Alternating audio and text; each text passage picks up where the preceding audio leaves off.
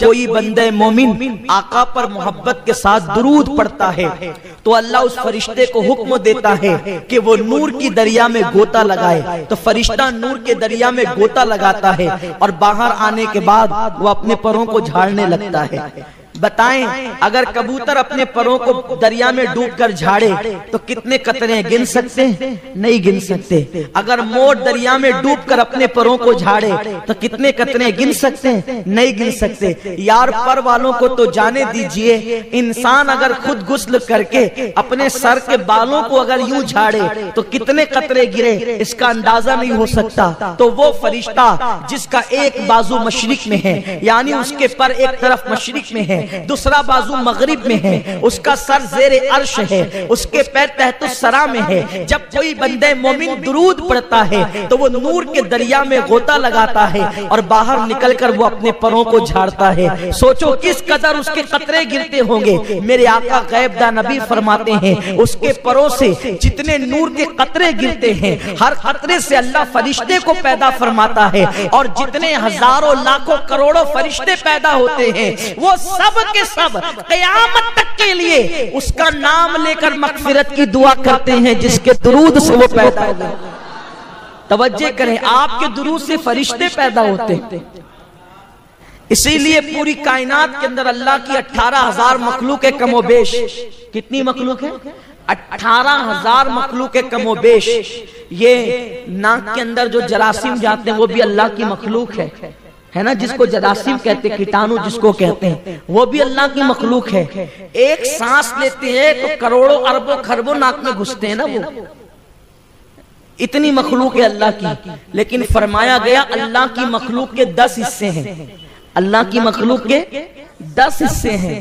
ایک حصے میں ساری مخلوق ہے، جنات، انسان، جراثیم، جانور، حیوان، سب، درخت، شجر، حجر، برگ، ثمر، بلبل، چڑیا، مرغ، سب ایک حصے میں ہے. اور 9 حصے فرشتے ہیں. سوچو فرشتوں کی تعداد کتنی ہوگی، کتنی تعداد ہوگی فرشتوں کی، اندازہ لگاؤ.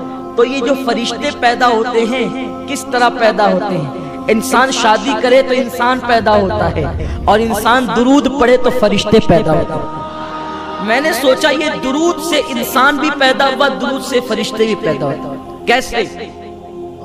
جب آدم و حوا کا نکاح ہوا تو اللہ نے کہا آدم نکاح کے بعد میرے محبوب پر مہر کے طور پہ درود پڑھ.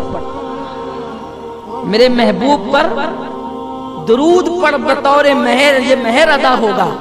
آدم نے درود پڑھا تو حوا حلال ہو گئی. حوا حلال ہو گئی تو دنیا بحال ہو گئی. اب آپ اندازہ فرمائیں یہ دنیا وسیع ہو گئی، دنیا میں لوگ پیدا ہو گئے. اللہ اکبر، بغیر درود کے نہ انسان پیدا ہوا اور نہ بغیر درود کے فرشتے پیدا ہوتے ہیں.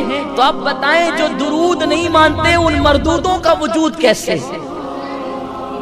فرشتے بھی بغیر درود کے نہیں، انسان بھی بغیر درود کے نہیں. تو جن مردودوں کو اعتراض درود پر، ارے درود وہ ہے، اللہ نماز نہیں پڑھتا نماز کا حکم دیتا ہے، روزہ نہیں رکھتا روزے کا حکم دیتا ہے، حج نہیں کرتا حج کا حکم دیتا ہے. درود وہ عمل ہے، وہ درود بھیجتا بھی ہے اور درود پڑھنے کا حکم بھی دیتا ہے. وہ لا شریک بھی، وہ لا شریک بھی مومنوں کو کہتا ہے کہ جب تم درود پڑھتے ہو تو ہم بھی درود تمہارے ساتھ بھیجتے ہیں یا ہم بھیجتے ہیں. سنو سنو، میرے آقا فرماتے ہیں جب تم دعا کرو یا دعا سنو تو بلند آواز سے آمین کہو. جس کی آمین فرشتوں کی آمین سے مل جاتی ہے اس کی مغفرت ہو جاتی ہے، کیونکہ فرشتے بھی آمین کہتے ہیں، تم بھی آمین کہتے ہو. جس کی آمین فرشتے کی آمین سے مل گئے اس کی مغفرت ہو گئی. اللہ بھی درود بھیج رہا ہے، بندہ بھی درود بھیج رہا ہے. جس کا درود خدا کے درود سے مل جائے اس کا مرتبہ کیا ہوگا؟ جس کا درود، ارے جس کی آمین فرشتوں کی آمین سے مل جائے اس کو جنت مل جائے، جس کا درود خدا کے درود سے مل جائے اس کا مرتبہ کیا ہوگا؟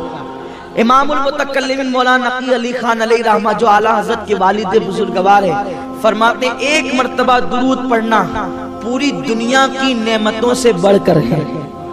درود وہ ہے، درود کا ثواب وہ ہے. آئیے بہت تفصیل میں نہیں جاتے، چند باتیں عرض کرتے ہیں تاکہ ہم درود پڑھیں، درود پڑھنے کے عادی بنیں. آج سے عادت بنائیں، درود پڑھنے میں کبھی شرمایا نہیں کریں، بلکہ اپنی عادت بنائیں، اٹھتے بیٹھتے چلتے پھرتے آقا پہ درود شریف پڑھا کریں، کیونکہ میرے آقا فرماتے ہیں، توجہ کریں آپ، جب بیان ہوتا ہے تو آپ سوچتے ہیں نا کہ آپ مقرر کے قریب بیٹھے، آپ سوچتے ہیں کہ نہیں سوچتے؟ مقرر کے قریب بیٹھے، کیونکہ مقرر کے قریب بیٹھیں گے قریب سے چہرہ نظر آئے گا، ٹھیک ہے؟ اگر مقرر باعمل عالم ہے تو اس کے چہرے کو دیکھنا عبادت ہے، اور اس کے چہرے کو دیکھنے کی برکتیں ملتی ہے، آنکھوں کی روشنی تیز ہوتی ہے، اور بھی بہت ساری فضیلتیں ہیں۔ تو ہر آدمی سوچتا ہے کہ میں قریب بیٹھ کر مقرر کا چہرہ دیکھوں، اس کی زیارت کروں، ٹھیک ہے؟ ایسے بھی مومن کو دیکھنا بھی عبادت ہے، ایمان والے کو دیکھنا بھی عبادت ہے۔ میرے آقا علیہ السلام کے دیوانوں، اتنی بڑی عبادت ہے کہ اگر مومن کو محبت کے ساتھ دیکھو اور تمہارے دل میں اس کے لیے کینہ نہیں تو اللہ تعالیٰ تمہاری بھی مغفرت کر دے، اس کی بھی مغفرت کر دے۔ تو ہر آدمی مقرر کو، علماء کو قریب سے دیکھنا چاہتا ہے، صحیح ہے؟ حضور فرماتے ہیں جو دنیا میں جتنا زیادہ مجھ پہ درود پڑھے گا وہ قیامت کے دن اتنا زیادہ میرے قریب ہوگا۔ مقرر کے قریب نہیں، جو تقریروں کا عنوان ہے اس نبی کے قریب، جو تقریروں کی جان ہے اس نبی کے قریب، جو ایمان کا ایمان ہے اس نبی کے قریب۔ کس کی برکت سے؟ درود کی برکت سے۔ اب جو رسول پاک کے جتنا قریب ہونا چاہتا ہے قیامت میں، وہ اتنا کثرت سے درود پڑھے، اٹھتے بیٹھتے چلتے پھرتے سوتے جاگتے وضو بے وضو درود ہی پڑھتے رہو، درود میں ڈوب جاؤ۔ حضرت شیخ عبدالحق محدث دہلوی کہتے ہیں کہ جب میں مکہ سے مدینہ شریف جا رہا تھا تو میرے استاد شیخ عبدالوہاب متقی نے فرمایا، بیٹے فرض نمازوں کے بعد اس پورے سفر میں صرف درود پڑھنا اور درود ہی پڑھنا، اس لیے اس سے بہتر کوئی عمل نہیں ہے اس سفر میں۔ تو میں نے پوچھا حضرت کتنی مرتبہ پڑھوں؟ کہا کوئی تعداد نہیں، جتنی زیادہ پڑھ، حتیٰ کہ تو درود کے رنگ میں رنگ جا، درود کے رنگ میں رنگ جا۔ کسی عبادت کے کرنے پر اتنی جلدی بندہ ولی نہیں بنتا جتنا درود شریف پڑھنے کی برکت سے ولی بن جاتا ہے۔ حضور محدث اعظم نے کہا ہے نا، یا غوث کہتے کہتے ہو جاتے ہیں غوث، خواجگی مل جاتی خواجہ کا دم بھر کے تو دیکھ۔ اب بتاؤ جب یا غوث کہنے سے ولایت ملتی ہے تو یا محمد کہنے سے نہیں مل سکتی؟ غوث العظم کو یا محمد کہنے سے ولایت ملی ہے، ان کو یہ مرتبے ملے ہیں۔ حالانکہ ہمارے بعض علماء یہ کہتے ہیں کہ ڈائریکٹ یا محمد کہنا بے ادبی ہے، لیکن ہمارے بعض علماء نے جو اس پر نقطہ بیان کیا وہ یہ ہے کہ حضور کا نام بطور نام یا محمد کہنا یہ بے ادبی ہے، لیکن حضور کا نام ایک مقام پر نام ہے اور دوسرے مقام پر وہ مکمل نعت ہے، کیونکہ محمد کا مطلب ہوتا ہے جس کی سب سے زیادہ تعریف کی گئی ہو، تو اس لیے یہ نام مستقل ایک نعت بھی ہے۔ تو اگر بطور نعت یا محمد کہا جائے تو پھر کوئی گناہ نہیں رہتا، کوئی بے ادبی نہیں رہتی، اس لیے کہ حضور صلی اللہ علیہ وسلم نے حدیث میں خود یہ سکھایا ہے، یا محمد انی اتوجہ الیکا، یہ الفاظ حدیث مبارکہ میں آئے ہیں۔ تو میرے پیارے آقا صلی اللہ علیہ وسلم کے پیارے دیوانوں، صحابہ نے بھی یا محمدہ کہہ کر کے پکارا ہے۔ بہرحال وہ میرا عنوان نہیں، تو عرض یہ کر رہا تھا جب یا غوث کہنے سے غوث بن جاتا انسان تو حضور کا نام لینے سے کیا مرتبہ ملے گا، حضور کا نام لینے سے کیا مقام ملے گا۔ اور یاد رکھنا آقا کریم صلی اللہ علیہ وسلم پہ جب درود پڑھا جاتا ہے تو درود کی برکت سے گناہ معاف بھی کیے جاتے ہیں۔ آقا فرماتے ہیں جو مجھ پہ ایک بار درود پڑھے اللہ اس کو 10 نیکیاں عطا کرتا ہے، کو مٹا دیتا ہے اور اس کے 10 درجات کو بلند فرما دیتا ہے۔ ایک مرتبہ کا واقعہ ہے کہ ایک شخص اپنے باپ کے ساتھ حج کے لیے چلا، اور جب وہ حج کرنے کے لیے پہنچا تو وہ کعبے کا غلاف پکڑتا تو درود پڑھتا، طواف کرتا تو درود پڑھتا، زمزم پہ آتا تو درود پڑھتا، مقام ابراہیم پہ آتا تو درود پڑھتا، درود درود درود درود درود ہی پڑھتا رہا۔ عرفات میں درود، منی میں درود، مزدلفہ میں درود، سب جگہ درود۔ یہ بھی ایک بات ہے، جو درود پڑھتا ہے نا اس کے دل کی جتنی تمنا ہوتی ہے بغیر مانگے ملتی ہے، اس لیے کہ درود حضور کے لیے دعا ہے۔ درود جو محبوب کے لیے دعا کرے تو اللہ تعالیٰ پھر اس کو دعا کی حاجت کیا ہے؟ اب یہاں یہ بات مت سوچنا کہ ہم حضور کے لیے دعا کرتے ہیں تو حضور کے مرتبے بڑھتے ہیں، نہیں، اللہ اکبر، ہم حضور کے لیے دعا کرتے ہیں تو اپنی بگڑی بنتی ہے، ہم حضور کے لیے دعا کرتے ہیں تو اپنی بگڑی بنتی ہے، اور درود درود درود پڑھتے رہے۔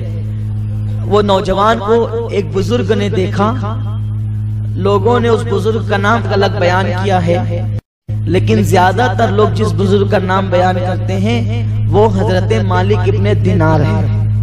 حضرت مالک ابن دینار نے اس بندے کو دیکھا اور پوچھا کہ اے بندے، تو طواف کرتا ہے تو درود پڑھتا ہے، عرفہ میں درود، مزدلفہ میں درود، مقام پر درود، ملتزم پر درود، ہر جگہ درود درود، کیوں درود پڑھتا ہے؟ اس نے کہا اگر آپ اتنے بڑے اللہ کے برگزیدہ بندے نہ ہوتے تو میں آپ کو یہ راز کبھی نہ بتاتا۔ میں جو آ رہا تھا اپنے باپ کے ساتھ، جب میں اپنے باپ کے ساتھ سفر حج پہ نکلا تو مجھے معلوم ہے کہ میرا باپ بڑا پاپی ہے، لیکن میری نیت یہ تھی کہ میرا باپ حج کر لے